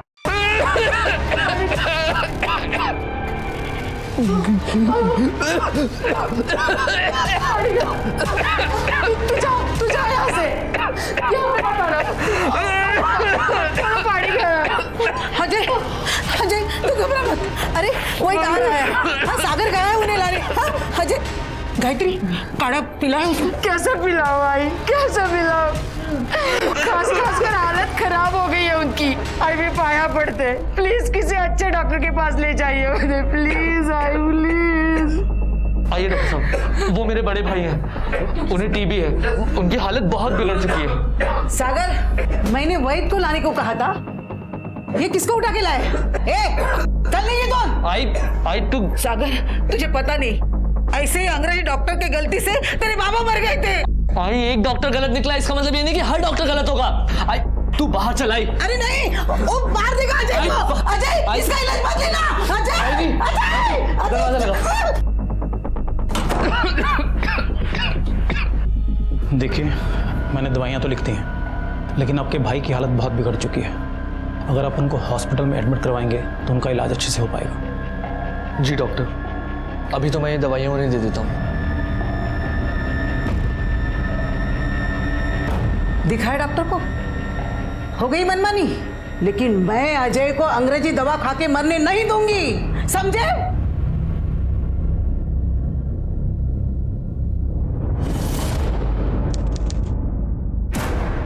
सर, कल दोपहर से मेरी आई और बहन घर वापस नहीं लौटे हैं। आपने आपके रिश्तेदार जान पहचान वालों से पूछताछ की? सर, सबसे बात कर ली, वो किसी के घर पे नहीं है। दरअसल वो कल घर से निकले थे पुलिस हेडक्वार्टर्स जाने के लिए। Police headquarter? हाँ सर, एक्चुअली मेरी आई चाहती थी कि संदीप भाऊ की मर्डर की सीबीआई जांच हो, इसलिए कल दोपहर में वो मेरी बहन के साथ पुलिस हेडक्वार्टर्स के लिए निकले थे कि पुलिस के बड़े अफसरों से बात करके इसकी सीबीआई जांच करवाएं। आई, मैं क्या बोलता हूँ कि तू... सागर, तुझे पता है ना, मैं जो सोचती हूँ मैं करके दिखाती हूँ, समझे? जिस ऑटो से वो लोग निकले थे उसको आप जानते हैं? हाँ सर, वो उसका नाम सोमू है। आई को जब भी कहीं पे जाना रहता है तो मैं सोमू को ही कॉल करके बुलाता हूँ। सोमू रमा अत्रे और उसके परिवार को काफी सालों से जानता है ना तू? हाँ साहब, लेकिन सब मारना नहीं साहब, उनके गायब होने में मेरा कोई हाथ नहीं है। पुलिस हेडक्वार्टर जाने वाले थे वो लोग? सब मुझे नहीं मालूम, वो तो स्टेशन उतर गए थे। फिर वहां से कहाँ गए? मुझे नहीं पता साहब, मैं तो छोड़ के चले गया था। शिंदे, रमा और त्रिवेणी इसके ऑटो से जहाँ उतरे वहां से कहाँ गए, जरा वहां की सीसीटीवी से पता करो। Okay sir. सर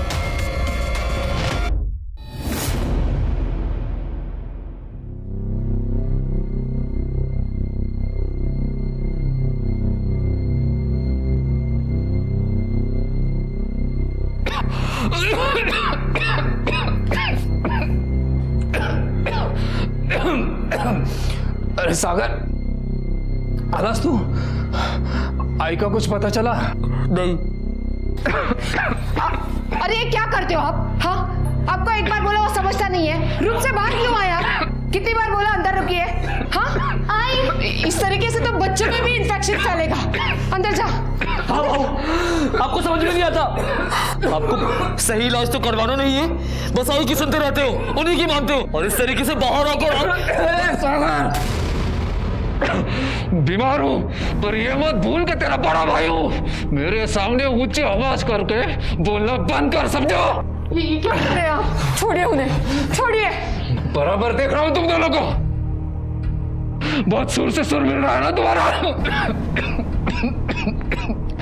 कमरे में बंद रहता हूँ, इसका मतलब ये नहीं कि मुझे कुछ दिखाई नहीं देता। सब बराबर देख रहा हूं मैं, समझे?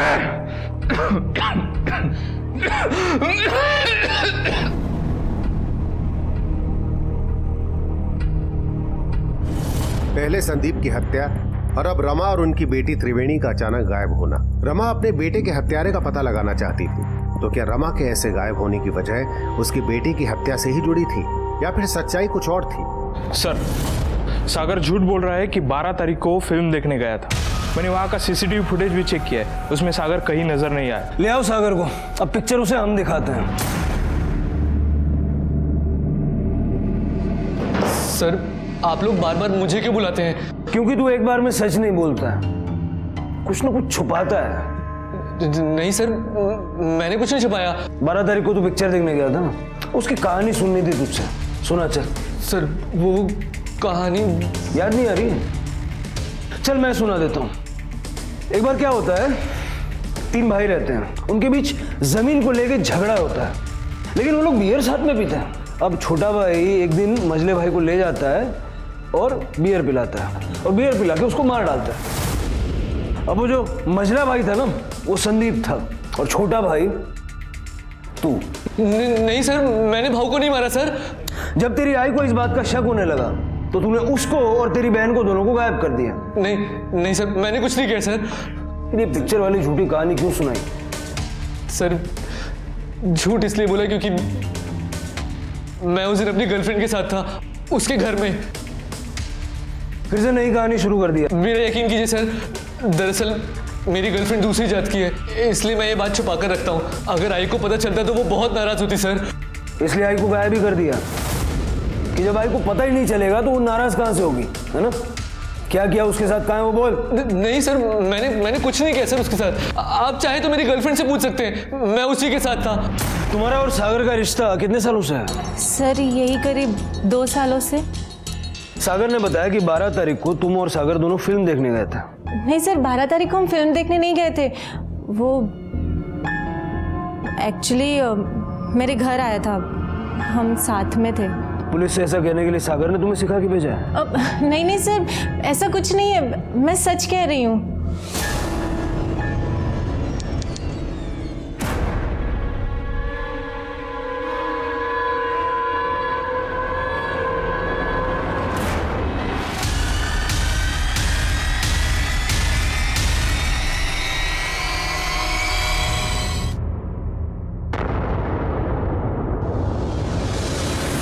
गायत्री जी, जिन लोगों ने आप पे हमला किया था, आपने उनको देखा था?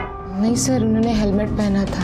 जिस जगह पे आप पे हमला हुआ हमने वहां पूछताछ की, बाइक पे नंबर प्लेट तक नहीं लगी हुई थी। इसका मतलब पूरी प्लानिंग करके आपके ऊपर हमला किया गया। आपको क्या लगता है कोई आप पे क्यों हमला करवाएगा? पता नहीं सर, कोई मुझ पे क्यों हमला करवाएगा। शायद इसलिए क्योंकि आए दिन आपके घर में जमीन को लेके झगड़े चलते रहते हैं। पर सर मेरे नाम पे कोई जमीन नहीं है। हाँ, लेकिन आपके घर की जमीन ना बेचने के लिए आप हमेशा सागर का साथ देती आई हैं। फिर तो पहले मुझे मारना चाहिए था। बेटा, जब आपकी आई पे हमला हुआ तो आप आई के साथ थे ना? आपको याद है वो बाइक वाला कैसा दिखता था, कौन था? हाँ अंकल, वो अंकल ने हेलमेट पहना था, सिर्फ उनकी नाक दिख रही थी। उनकी नाक पे बड़ा सा कट का निशान था। मुझे लगता है ये काम किसी प्रोफेशनल का है।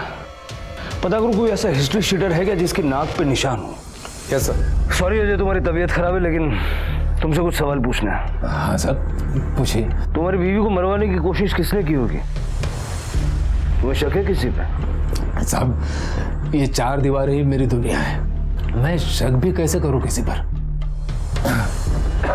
तुम्हारी आई और बहन दोनों गायब हैं, एक भाई मर चुका है। अब तो सब कुछ तुम्हारा छोटा भाई संभालेगा। हो सकता है कि सागर ने नहीं साहब, हम लोग घर में चाहे जितना ही लड़ लें, पर एक दूसरे को नुकसान नहीं पहुंचा सकते। शिंदे, केशव का कुछ पता चला? सर केशव बस भाग रहा है, कभी नासिक, कभी कल्याण, कभी शिरडी। अभी अभी उसका फोन मनमाड़ में ऑन हुआ था और तुरंत स्विच ऑफ हो गया। एक जगह पे टिकता ही नहीं है। आसपास के एरिया में उसके जितने भी रिश्तेदार हैं सबका पता करो और सब पे नजर रखो। अगली बार वो किसी न किसी के पास तो जाएगा, जहां दिखे वहीं से उठा लो। Okay sir. सर, रमा और त्रिवेणी की कॉल डिटेल्स आ गई है। लास्ट लोकेशन क्या है दोनों की? वसई के साउथ साइड में, और करीब 2 बजे के आसपास उसका फोन बंद हो गया था। शिंदे, आखिरी बार बात किससे हुई दोनों की? सर, उनके जमीन पर खेती का काम करने वाले दिनेश यादव के साथ इनकी आखिरी बार बात हुई थी, और इन दोनों का लोकेशन भी उसी जमीन का है। और फिर 3 बजे के बाद वहां से 20 किलोमीटर दूर जाकर इनका फोन स्विच ऑफ हो गया। लेके आओ इस दिनेश यादव को। अरे दिनेश, खेती में आजकल बहुत कमाई नहीं है ना? जी साहब, ये बात तो है, बस गुजारा चल जाता है। पर सिर्फ यही पूछने के लिए बुलाया था साहब। नहीं नहीं नहीं नहीं, 21 तारीख को तेरी रमा अत्रे से बात हुई थी, उसके बाद से वो गायब है। क्या बात हुई थी? जी वो जमीन को लेके बात हुई थी। उस दिन भी उन्होंने फोन किया था और मैंने कहा कि फसल सही नहीं हो रही है इस बार। तो वो कहने लगी तू झूठ बोल रहा है, मैं खुद आकर वहां देखना चाहती हूँ। मैंने कहा आइए देख लीजिए। फिर दोनों माँ बेटी वहां आई थी। रमा और त्रिवेणी तुझसे मिलके फिर कहाँ निकले थे? कोई था उनके साथ? जी नहीं, वो दोनों ही थी सिर्फ। 12 तारीख को कहा था तू? जी वही खेत पे था अपने। क्यों, संदीप के साथ बियर पीने नहीं गया था? क्या साहब, हम देसी पीने वाले, हमारा बियर से क्या होगा? हाँ, बियर से क्या होगा तेरा, लेकिन पुलिस के सामने जो झूठ बोलता ना उसको ऐसा नशा चढ़ाते हैं कि उसको चारों तरफ जेल की सलाखें नजर आती है। साहब वो तो अभी होश में भी दिख रहा है, पर मैंने आपसे जो कहा वो सब सच था, झूठ कुछ नहीं बोला मैंने आपसे। मैं जा सकता हूँ साहब, थोड़ा खेती में काम है। जा। शिंदे एक नंबर का घाघ आदमी है ये। दवाई खा लीजिए, आपको ठीक लगेगा। अरे नहीं चाहिए। क्या कर रहे हो आप? छोटे बच्चे की तरह, अपनी माँ की तरह ये जिद करना छोड़ दो आप। अपने लिए ना सही, अपनी बेटी के लिए आपको ठीक होना पड़ेगा। बाबा प्लीज दवाई खा लो, और दवाई खा लोगी तो जल्दी ठीक हो जाओगे बाबा, प्लीज खा लो।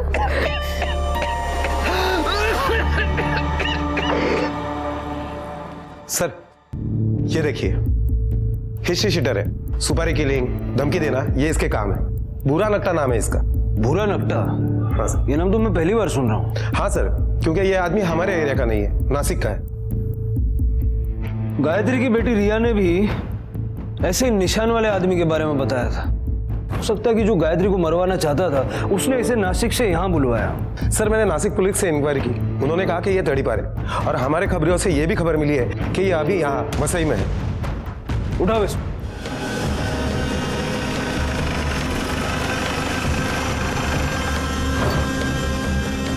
साहब बोला। हेलो, अरे मैं इधर चाय की दुकान पे हूँ, तुम किधर हो? अरे कितना टाइम लगाओगे यार? अरे हाँ बस पहुंच रहा हूँ भाई। Okay okay. क्या रे बुरा, नासिक से नाक कटा कर तू यहाँ आ गया? तू कौन? पुलिस। चल। तुम? साहब अब आप लोग भूरा को मार पीट कर सच उगलवा लोगे, फिर आप लोग मुझे उठाने आओगे, इसलिए मैं पहले ही आपके पास आ गया।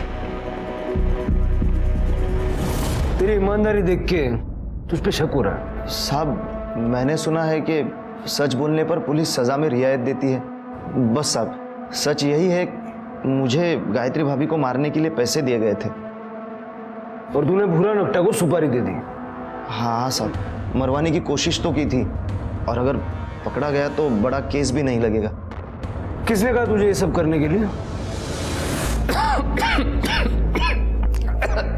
क्या साहब, आपको कोई भी कुछ भी बोल देगा और आप सच मान लेंगे। मैं भला क्यों अपनी बीवी को मरवाने की कोशिश करूंगा? तूने अपनी बीवी को मरवाने की कोशिश इसलिए की क्योंकि तुझे शक था कि उसका किसी के साथ अफेयर है। मान लीजिएगा मेरी बीवी का किसी के साथ अफेयर है भी, तो मुझे कैसे पता चलेगा? मैं तो दिन रात उस कमरे में बंद रहता हूँ साहब। मुझे ये समझा कि तूने दिनेश को ऐसा क्यों बोला कि अगर किसी औरत का पैर फिसल जाए तो उसे समझाने का कोई फायदा नहीं, हमेशा के लिए सुला देना चाहिए। कोठा रे, घेऊन ये त्याला।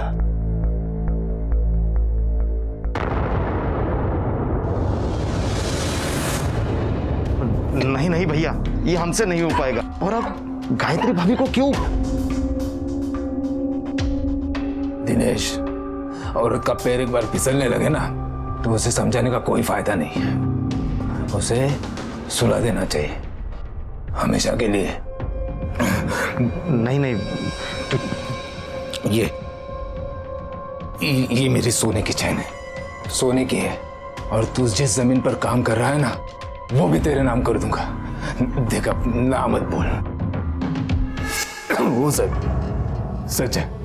गायत्री के रंग ढंग देखकर मुझे यकीन हो गया था कि वो मुझसे धोखा कर रही है।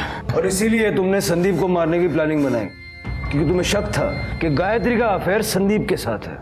नहीं साहब, क्योंकि मुझे नहीं पता था गायत्री का किसके साथ अफेयर है। तुम्हें पता था क्योंकि तुम्हारी बीमारी की वजह से गायत्री अलग कमरे में सोती थी, और संदीप की बीवी संध्या के प्रेग्नेंट होने के बाद ऊपर के कमरे में खाना लेकर के वही जाया करती थी।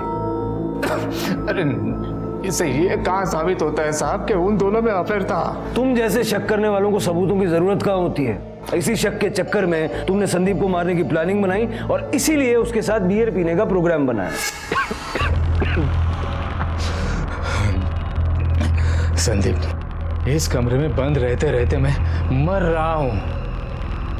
बाहर जाना चाहता हूं। बोलो ना भाऊ, कहाँ जाना है? देख, ना मत बोलना। चल अपने पुराने अड्डे पर जाकर बियर पीते हैं। हाँ और भाऊ, आपकी बीमारी? यार एक दिन तो ढंग से जी लेने दे मुझे। भूल जा मेरी बीमारी को और मुझे भी भूलने दे। ठीक है भाऊ, मैं तैयारी करता हूँ।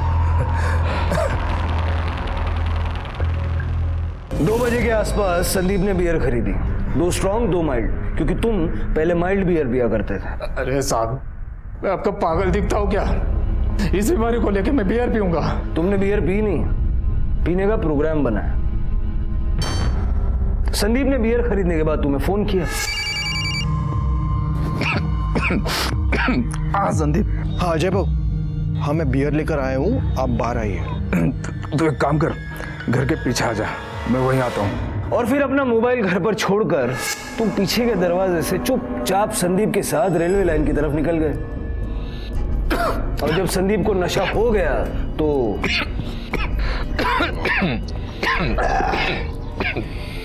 सच बोलो भाऊ, आज बहुत दिनों बाद आपके साथ पीने बैठा हूँ। अच्छा लग रहा है। अच्छा लग रहा है ना? हाँ। मुझे भी अच्छा लग रहा है। पी। अरे बाबू, ये क्या बात हुई? मेरी दूसरी खत्म होने आ रही है और आप पहली पे अटके हो। पियो पियो। अभी करता हूँ खत्म। हाँ।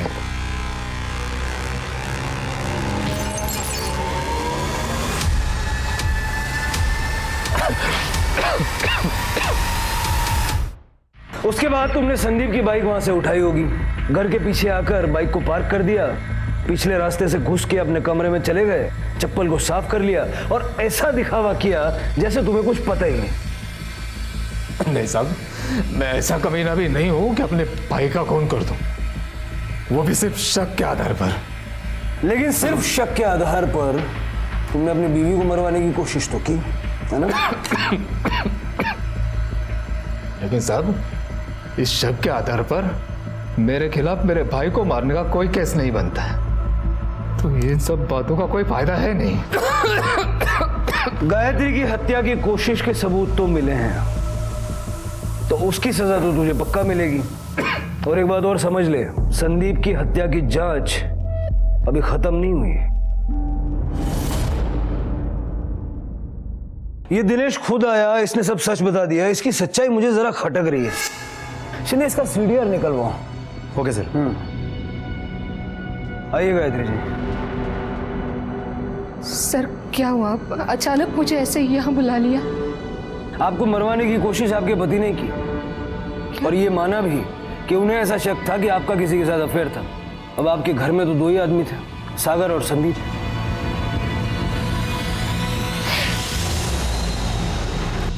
आई, पापा को पुलिस क्यों ले गई? रिया, मुझे एक बात बता, क्या कभी बाबा ने तुझसे पूछा था कि आई कहाँ गई, किसके साथ गई? याद करके बता। हाय, वो जो आपके गले पे कीड़े ने काटा था, उस दिन बाबा ने मुझे कहा कि जो ऊपर देखिए कि कमरे में कौन है। फिर? हाँ, फिर आई, मैं देखने गई ऊपर तो संदीप काका थे। फिर ये बात मैंने पापा को बता दी। पापा घर नहीं आएंगे, अब वो अस्पताल में है। उन्हें सजा भी हुई है। उन्होंने आई को मरवाने की कोशिश की, पर क्यों? वो इतना नाराज क्यों थे आई से?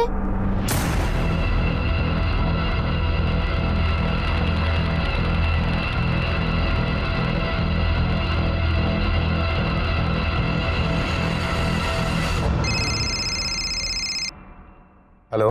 हेलो सर, केशव अपने रिलेटिव के यहाँ 40 गांव आया है। एक काम करो, लोकल पुलिस की मदद लेके अरेस्ट करो उसे और तुरंत यहाँ लेकर आओ। Yes sir. सर, ये दिनेश यादव के कॉल रिकॉर्ड से पता चल रहा है कि दिनेश यादव की आत्रे फैमिली के लगभग हर मेंबर से बात हुआ करती थी, लेकिन सबसे ज्यादा बात उसकी गायत्री के साथ हुआ करती थी। गायत्री और दिनेश यादव की उस दिन भी बात हुई थी जिस दिन रमा और त्रिवेणी दोनों गायब हुए थे। सर, और दिनेश यादव की उस दिन और 2 लोगों के साथ बात हुई थी। पता करो ये और 2 लोग कौन है और ये गायत्री और दिनेश के बीच में इतनी बातचीत होने का रीजन क्या है? क्योंकि मुझे लगता है कि ये दोनों मिलके कोई बहुत बड़ा गेम खेल रहे हैं। सर इन दोनों के सच के बारे में तो हम पता लगा ही लेंगे। फिलहाल केशव मिल गया है, उसे 40 गांव से लेके आ रहे हैं। गुड। साहब साहब साहब मुझे मारो नहीं, मुझे मारो नहीं, मैं बताता हूँ साहब, मैंने संदीप को नहीं मारा है, सच कह रहा हूँ। संदीप के घर पर धमकी देने के लिए गया था ना? मैं डर गया था क्योंकि मेरे धमकाने के बाद ही वो मर गया। मुझे पता था साहब आप लोग मुझ पे शक करोगे, इसलिए मैं डर गया था साहब। 12 तारीख को जिस दिन संदीप का मर्डर हुआ, तेरे मोबाइल की लोकेशन भी वसई के उसी एरिया की है। ये जादुई कोइंसिडेंस कैसे हो गया? साहब मेरे दोस्त की मोबाइल रिपेयर शॉप है, मैं अपना मोबाइल ठीक कराने गया था। हर किसी के पास बचने के लिए एक कहानी होती है। चल तेरे दोस्त का नंबर दे।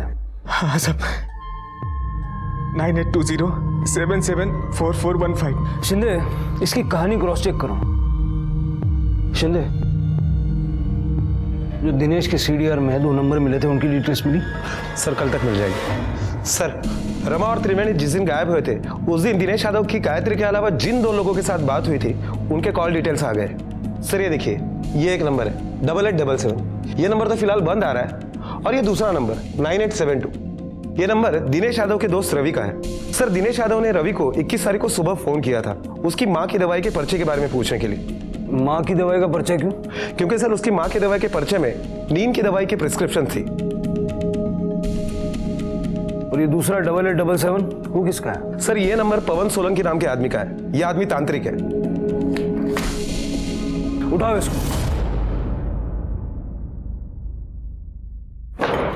क्या रे दिनेश, नींद की दवाई की क्या जरूरत पड़ गई तुझे? रवि तेरा दोस्त, उसकी माँ का दवाई का पर्चा मांगा था ना तूने? जी वो नींद नहीं आ रही थी इसीलिए। बड़े संयोग की बात है, जिस दिन रमा और त्रिवेणी गायब हुए उसी दिन तूने नींद की दवाई खरीदी। क्या किया दवाई का? वो दवाई खाई मैंने। ये दवाई खाने की नसीहत किसने दी थी? तांत्रिक ने?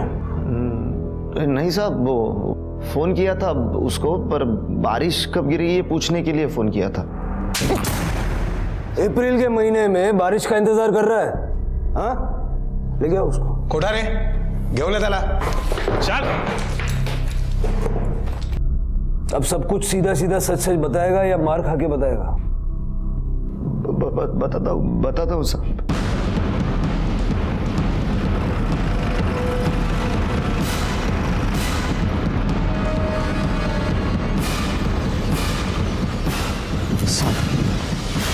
यही दोनों माँ बेटी को गाड़ा है। लाशों को निकलवाने का इंतजाम करो। Okay sir.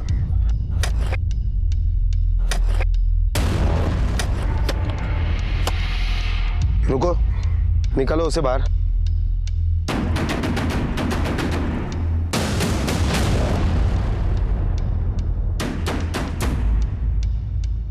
Sir Rama ji,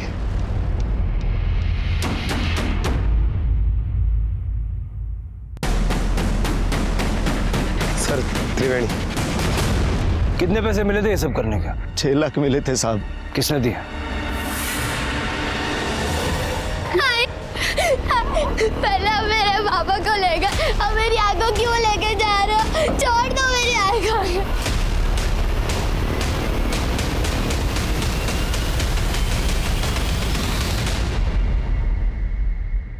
Sandeep को भी तुमने ही मरवाया? नहीं सर, संदीप को किसने मारा, क्यों मारा, मैं नहीं जानती। अपनी सास को क्यों मरवाया? तंग आ गई थी मैं उस औरत से, सिद्धि अड़ियल। बस उसी औरत की वजह से 5 साल तक मैं अपने पति से दूर रही। मेरी बेटी को भी मनहूस मानती थी वो। मेरे पति का अच्छे डॉक्टर से इलाज भी नहीं करा चाहती थी, जमीन बेचने चली थी। ऐसे तो हम लोग रास्ते पे आ जाते ना, इसीलिए दिनेश को कहकर मैंने उन्हें मरवाया ताकि उनके बाद घर का और जायदाद का पूरा कंट्रोल मेरे हाथ में आ सके। माँ जी, हमने कहा था ना बड़े ही पहुंचे हुए बाबा है ये। बाबा कुछ भी करो, मेरे बेटे के कातिल का नाम बताओ, जमीन का आधा हिस्सा आपके नाम कर दूंगी। लो ये पहले पवित्र जल पी लो, अपनी आंखें बंद करो, अपने मरे हुए बेटे का ध्यान करो। जब आंखें खोलोगे तो इस हवन कुंड में उस हत्यारे की आकृति दिखाई देगी। जल पियो।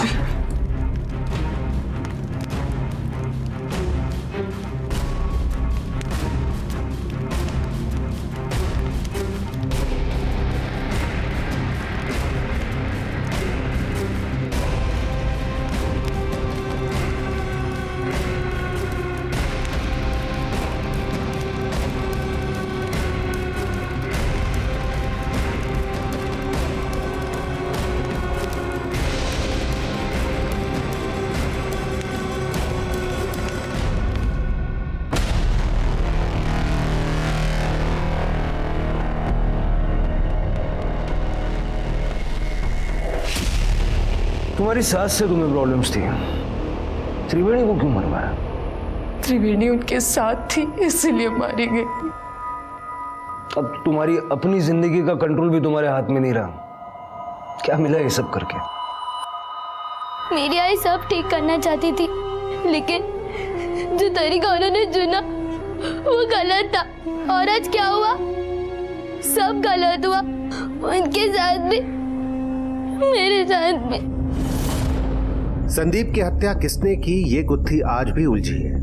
पुलिस को शक है कि उसके बड़े भाई अजय ने उसकी हत्या की, लेकिन इसका कोई सबूत नहीं है उनके पास।